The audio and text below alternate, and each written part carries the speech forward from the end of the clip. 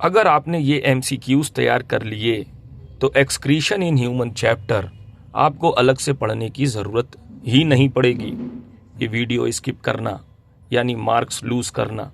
नमस्कार दोस्तों, मैं हूं डॉक्टर अमरेश तिवारी और आप देख रहे हैं LBNCC ऑनलाइन एजुकेशन।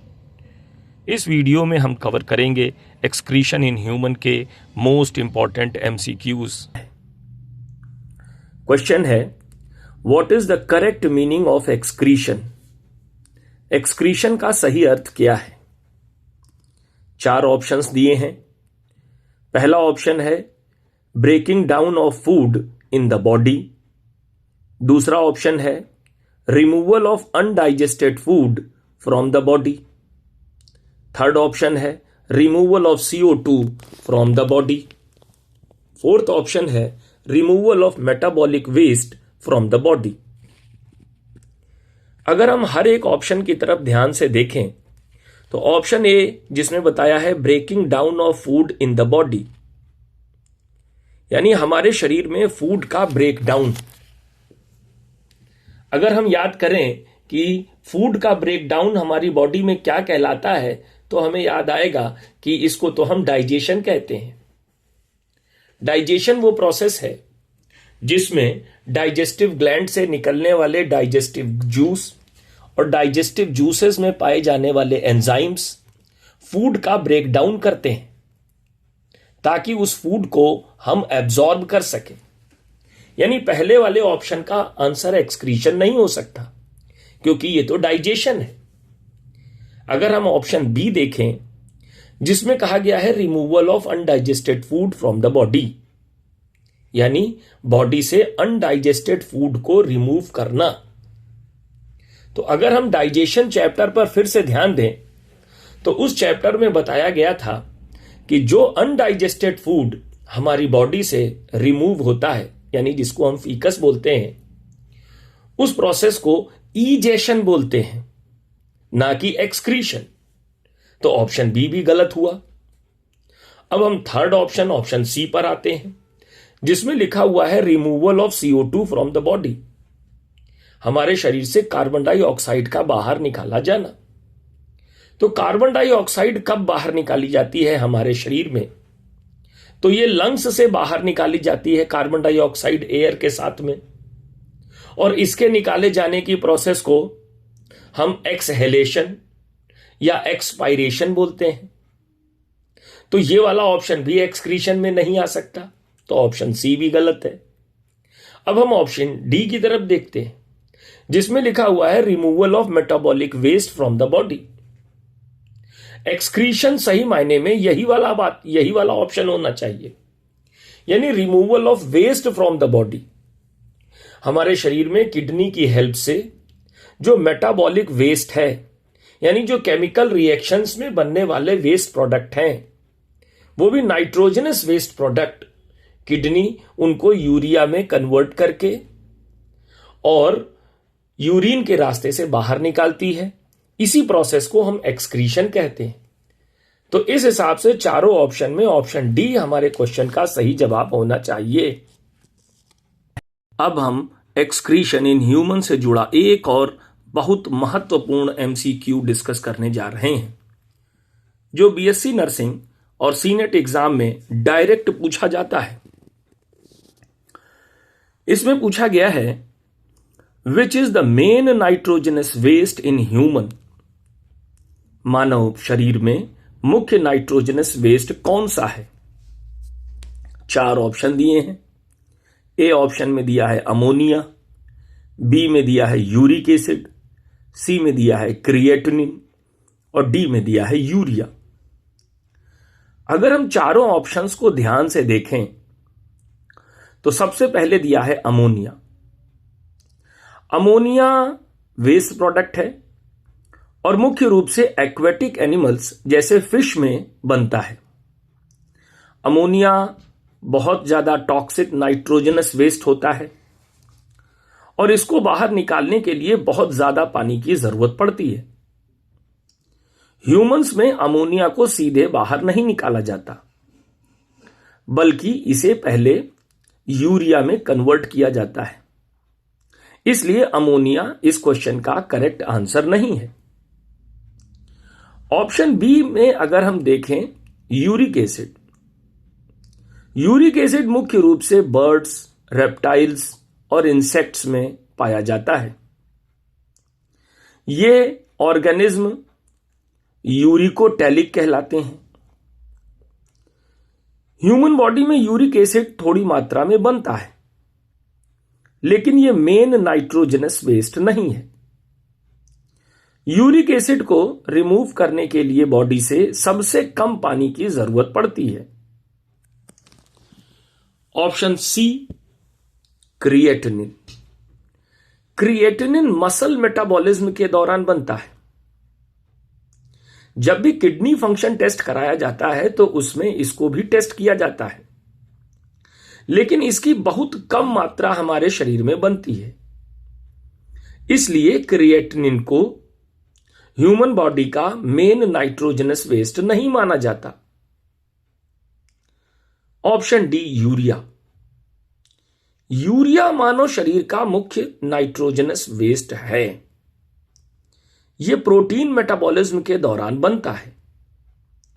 लीवर में यूरिया साइकिल द्वारा बनाया जाता है। किडनी के द्वारा यूरिया को यूरिन के साथ बाहर निकाला जाता है और इसी कारण मनुष्य को यूरियोटेलिक ऑर्गेनिज्म कहा जाता है।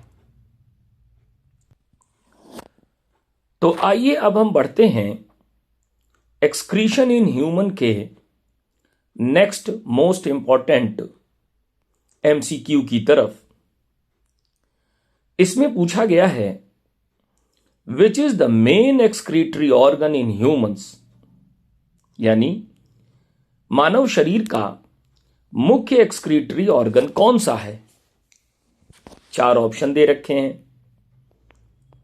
फर्स्ट ऑप्शन है लंग्स, सेकंड ऑप्शन है स्किन, थर्ड ऑप्शन है लीवर, फोर्थ ऑप्शन है किडनी। चारों ऑप्शंस पर अगर ध्यान से विचार किया जाए तो ए ऑप्शन दिया है लंग्स। लंग्स हमारे शरीर से वेस्ट कार्बन डाइऑक्साइड गैस को और साथ में कुछ वाटर वेपर्स को बाहर निकालता है, लेकिन यह कार्बन डाइऑक्साइड नाइट्रोजनस वेस्ट नहीं है। इसलिए लंग्स को मेन एक्सक्रीटरी ऑर्गन नहीं माना जाता। ऑप्शन बी की तरफ ध्यान देते हैं, जिसमें दिया है स्किन। स्किन के माध्यम से स्वेट निकलता है, यानी पसीना, जिसमें वाटर, सॉल्ट, थोड़ी मात्रा में यूरिया भी होता है।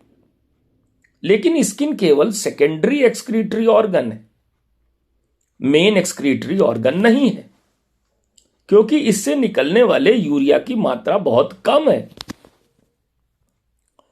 अब हम आते हैं ऑप्शन सी यानी लीवर। लीवर में यूरिया बनती तो है, लीवर में डिटॉक्सिफिकेशन भी होता है, लेकिन लीवर वेस्ट को डायरेक्टली बाहर नहीं निकालता, इसलिए इसको मेन एक्सक्रीटरी ऑर्गन नहीं माना जाता। अब आते हैं ऑप्शन डी किडनी की तरफ। किडनी ब्लड को फिल्टर करती है, नाइट्रोजनस वेस्ट मेनली यूरिया को हटाती है, यूरिया से यूरिन बनाकर वेस्ट को बॉडी से बाहर निकालती है, वाटर और सॉल्ट का बैलेंस भी बनाए रखती है। इसलिए किडनी को ही मानव शरीर का मुख्य एक्सक्रीटरी ऑर्गन माना जाता है। तो एग्जाम के लिए कुछ चीजें याद रखिए।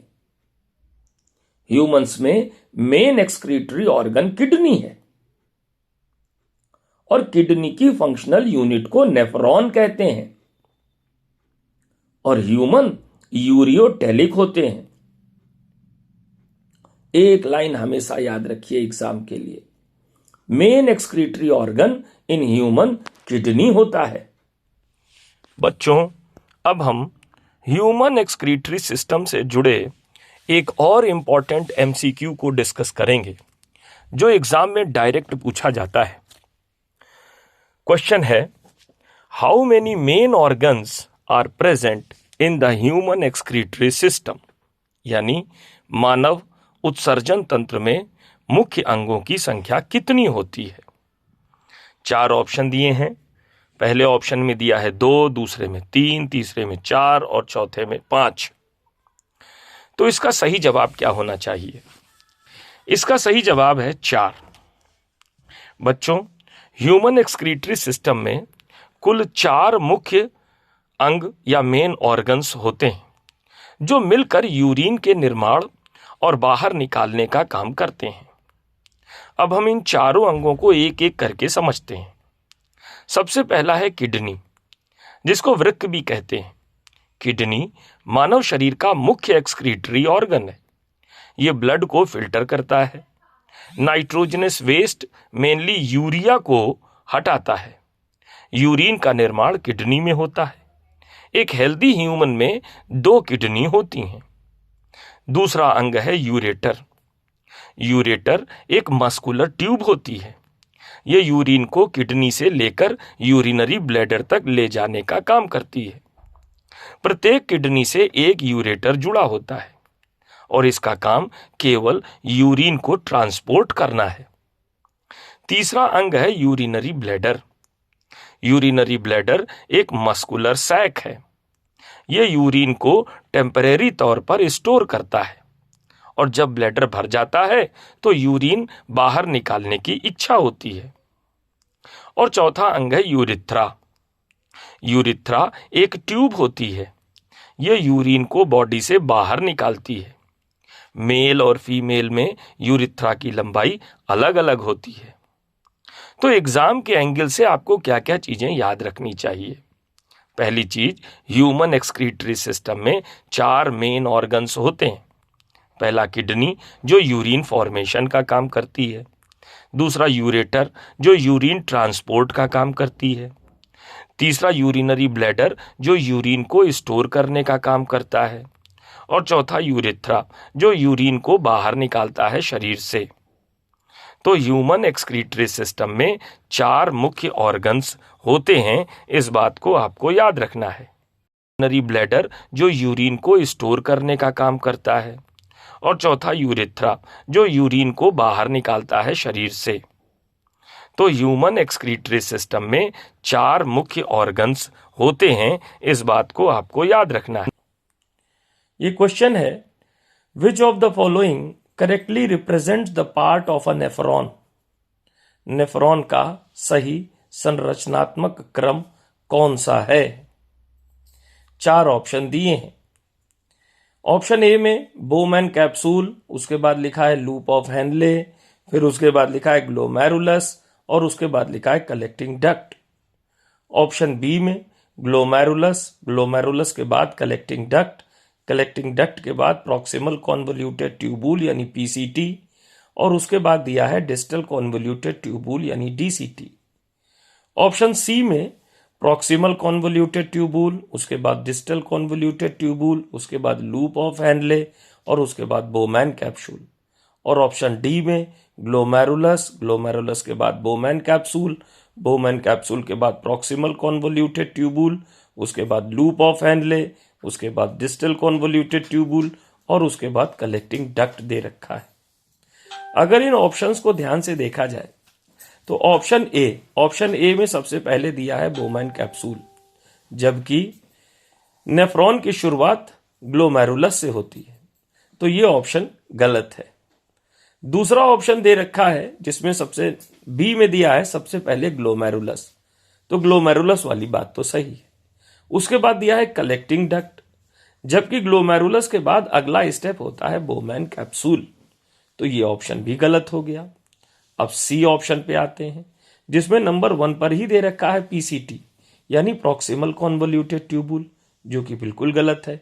नंबर 1 पर ग्लोमेरुलस होता है और उसके बाद बोमैन कैप्सूल होता है, उसके बाद प्रॉक्सिमल कॉन्वोल्यूटेड ट्यूबुल होता है, तो सी ऑप्शन भी गलत है। अब आते हैं ऑप्शन डी पर। ऑप्शन डी में सबसे पहले दिया हुआ है ग्लोमेरुलस, जो कि बिल्कुल सही है। ग्लोमेरुलस के बाद दिया है बोमैन कैप्सूल, ये भी बिल्कुल सही है। बोमैन कैप्सूल के बाद अगला पार्ट दिया है प्रॉक्सिमल कॉन्वोल्यूटेड ट्यूबुल, ये भी सही है। और पीसीटी के बाद दिया है लूप ऑफ हैनले, ये भी सही है। लूप ऑफ हैनले के बाद डीसीटी यानी डिस्टल कॉन्वोल्यूटेड ट्यूबुल दे रखा है, ये भी सही है। और डीसीटी के बाद कलेक्टिंग डक्ट दे रखा है, ये भी सही है। तो इस हिसाब से इसके जो चारों पार्ट, इसके जो सारे पार्ट हैं, उनका सही सीक्वेंस डी ऑप्शन में दिया हुआ है। तो ये जो जितनी भी चीजें लिखी हैं, चाहे वो ग्लोमेरुलस हो, चाहे वो बोमैन कैप्सूल हो, चाहे वो प्रॉक्सिमल कॉन्वोल्यूटेड ट्यूबुल पीसीटी हो, चाहे लूप ऑफ हैनले हो, चाहे डीसीटी यानी डिस्टल कॉन्वोल्यूटेड ट्यूबुल हो, और चाहे कलेक्टिंग डक्ट हो, ये सब नेफ्रॉन के अलग अलग पार्ट होते हैं। और नेफ्रॉन किडनी की एक यूनिट होता है। नेफ्रॉन के मिलने से ही पूरी की पूरी किडनी बनी हुई है। अगर इन पार्ट्स के बारे में हम अलग अलग देखें कि कौन क्या काम करता है, तो सबसे पहला काम है ग्लोमेरुलस का, देखते हैं।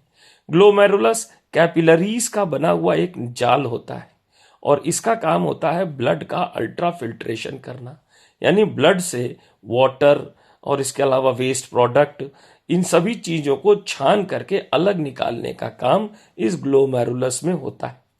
ग्लोमेरुलस के बाद जो अगला पार्ट आता है वो है बोमैन कैप्सूल। बोमैन कैप्सूल एक ऐसी संरचना होती है जो ग्लोमेरुलस को चारों ओर से घेरने का काम करती है, और जो फिल्टर किया हुआ फ्लूइड ग्लोमेरुलस से बाहर निकलता है वो इसी बोमैन कैप्सूल के द्वारा कलेक्ट किया जाता है। और ग्लोमेरुलस और बोमैन कैप्सूल को मिला करके रीनल कार्पसल भी कहते हैं। और इसके बाद जो अगला पार्ट होता है उसको कहते हैं पीसीटी, यानी कि प्रॉक्सिमल कॉन्वोल्यूटेड ट्यूबुल। और प्रॉक्सिमल कॉन्वोल्यूटेड ट्यूबुल का मेन काम होता है कि जो लिक्विड ऊपर से आया है बोमैन कैप्सूल से, वो जब प्रॉक्सिमल कॉन्वोल्यूटेड ट्यूबुल में पहुंचता है तो इसमें रीएब्जॉर्प्शन का काम होता है।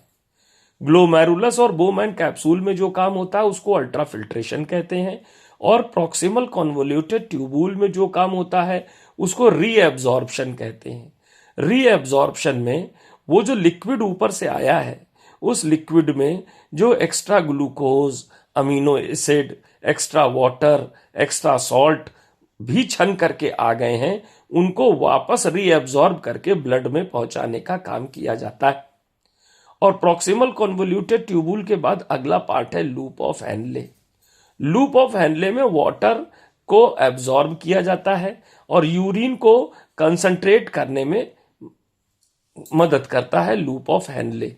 और लूप ऑफ हैनले के बाद अगली चीज है डिस्टल कॉन्वोल्यूटेड ट्यूबुल यानी डीसीटी।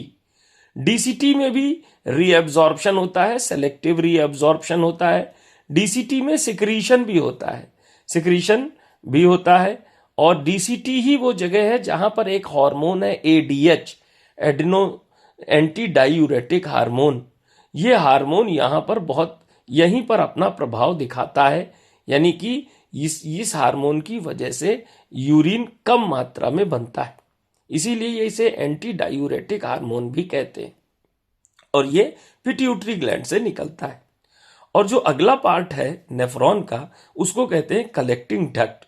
कलेक्टिंग डक्ट में जो लास्ट में बचा हुआ लिक्विड या फ्लूइड है वो कलेक्ट होता है, और इस लिक्विड या फ्लूइड को ही हम यूरिन कहते हैं। और ये जो यूरिन है इसको कलेक्टिंग डक्ट किडनी के पेल्विक रीजन तक ले जाती है, और वहां से यूरेटर के द्वारा इसको यूरिनरी ब्लैडर में पहुंचाया जाता है, और यूरिनरी ब्लैडर से यूरिथ्रा के द्वारा इसको शरीर से बाहर निकाला जाता है। तो जो चीजें आपको यहां मेन याद रखनी है वो क्या क्या है। पहली चीज, जो किडनी है उसकी फंक्शनल यूनिट को ही हम नेफ्रॉन कहते हैं, यानी नेफ्रॉन ही है जहां पर मेन काम होता है यूरिन फॉर्मेशन का। दूसरी चीज, एक किडनी में लगभग 1 मिलियन नेफ्रॉन्स पाए जाते हैं, और नेफ्रॉन में जो फिल्ट्रेशन का काम है, ब्लड का जो मेन फिल्ट्रेशन होता है वो ग्लोमेरुलस में होता है, और जो मैक्सिमम रीएब्जॉर्प्शन है वो पीसीटी यानी कि प्रॉक्सिमल कॉन्वोल्यूटेड ट्यूबुल में होता है। तो एक लाइन में आप याद रखें नेफ्रॉन में क्या सीक्वेंस है। नेफ्रॉन में पहला पार्ट है ग्लोमेरुलस, दूसरा पार्ट है बोमैन कैप्सूल, तीसरा पार्ट है पीसीटी, चौथा पार्ट है लूप ऑफ हेनले, अगला पार्ट है डीसीटी और लास्ट पार्ट है कलेक्टिंग डक्ट। इस चीज को आप याद रखें। तो दोस्तों, ह्यूमन एक्सक्रीटरी सिस्टम या एक्सक्रीशन इन ह्यूमंस चैप्टर से जुड़े ये सभी इंपॉर्टेंट एमसीक्यूज यहाँ पर पूरे होते हैं। अगर आपने इन सवालों को ध्यान से समझ लिया है तो एनसीईआरटी और कॉम्पिटिटिव एग्ज़ाम जैसे BSc nursing, senate, ANM, GNM, paramedical के लिए आपका ये चैप्टर लगभग कंप्लीट हो चुका है। अगर वीडियो आपको यूज़फुल लगा हो तो लाइक ज़रूर करें, अपने दोस्तों के साथ शेयर करें और ऐसे ही कॉन्सेप्ट और एमसीक्यू बेस्ड वीडियोस के लिए LBNCC ऑनलाइन एजुकेशन चैनल को सब्सक्राइब करना न भूलें। मैं हूं डॉक्टर अमरीश तिवारी, आपके साथ आपकी तैयारी को सिंपल, कॉन्सेप्चुअल और एग्ज़ाम ओरिएंटेड बनाने के लिए। मिलते हैं अगले वीडियो में एक नए चैप्टर और एक नए MCQs के साथ। Thank you and all the best.